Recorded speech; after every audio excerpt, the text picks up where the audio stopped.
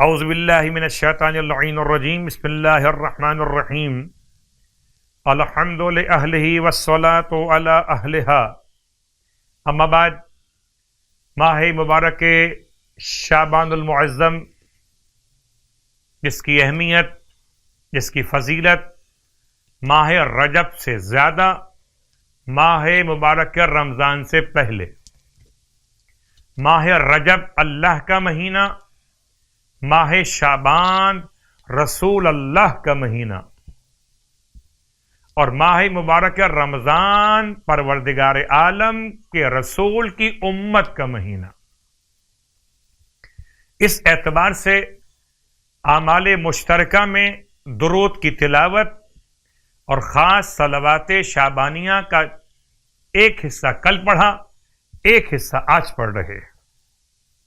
اللہم صلی علی محمد وآل محمد الفلک الجاریہ فی اللجج الغامرہ یأمن من رکبہا ویغرق من ترکہا المتقدم لہم مارق والمتأخر عنہم زاہق واللازم لہم لاحق۔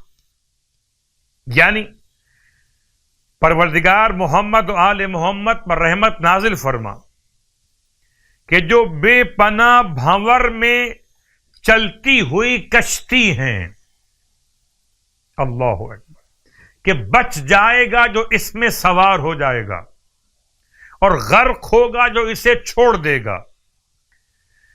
ان سے آگے نکلنے والا دین سے خارج اور ان سے پیچھے رہ جانے والا نابود، اور ان کے ساتھ رہنے والا حق تک پہنچ جائے گا۔ خدا ہم سب کو اس گروہ میں شامل کرے جو آل محمد کے ساتھ ساتھ رہیں۔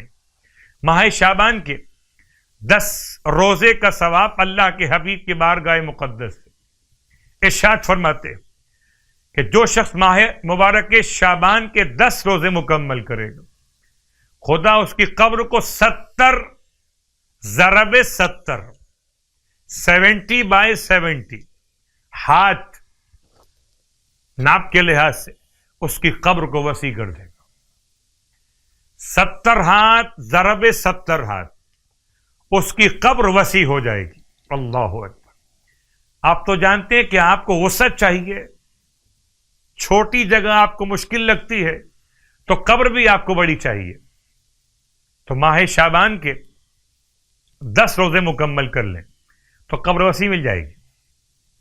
اور نماز ماہ مبارک شعبان کی 10ویں شب کی نماز، ارشاد فرماتے ہیں اللہ کے حبیب کہ اگر کوئی ماہ شعبان کی 10ویں رات میں 4 رکعت نماز پڑھے، ہر رکعت میں الحمد کے بعد آیت الکرسی 1 مرتبہ پڑھے اور ایک روایت میں 3 مرتبہ پڑھے، تو میں سمجھتا ہوں کہ 3 بار پڑھ لینے میں دونوں روایتیں جمع ہو جاتی ہیں، 1 مرتبہ والی بھی اور 3 مرتبہ والی بھی۔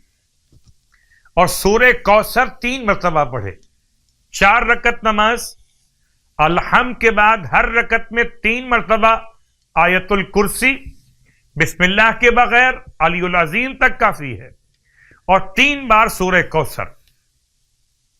بس اگر کوئی شخص یہ نماز انجام دے تو خداوند عالم فرشتوں سے فرماتا ہے کہ اس کے نامہ اعمال میں 1,00,000 نیکیاں لکھ دو، 1,00,000 اس کے درجات بڑھا دو، اور اس کے لیے 1,00,000 گناہوں سے مغفرت کا عنوان لکھ دو۔ اللہ اکبر۔